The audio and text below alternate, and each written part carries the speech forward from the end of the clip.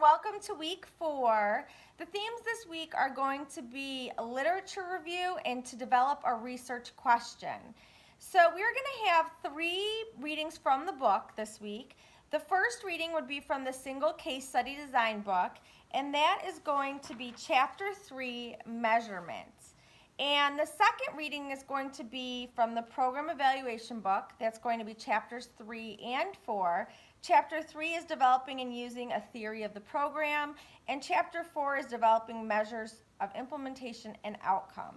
So at this point, you've sort of read a little bit about both a single case study design and a program evaluation, and you need to decide for your research paper which type of research you would like to do. So we're going to have 2 activities to sort of help us practice research this week.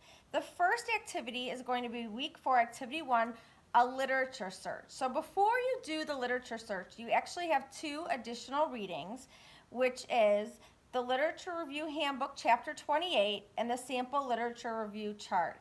And those can be found under the Further Exploration and Practice. So my recommendation is to read those first, and then go ahead and do the week 4, activity 1 literature search.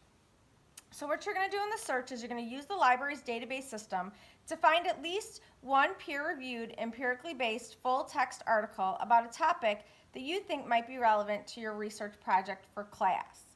Then you're going to read that article, and then you're going to trade articles with a peer, give the peer any questions you still have about the article, and ask for the peer to help you answer them. I have assigned you a partner under week 4, activity 1, under my vlog post. So you will trade with that person. If you need that person's information, such as their email address to get in contact with them, if you just click on their picture, that information should come up for you. So that is how you can start communicating with them. After that, we have a second activity. So week 4, activity 2 is the draft of the research question. So before you do this as well, it would be very important to read the Student Research Project Manual. So you will find that under week 4, activity 1.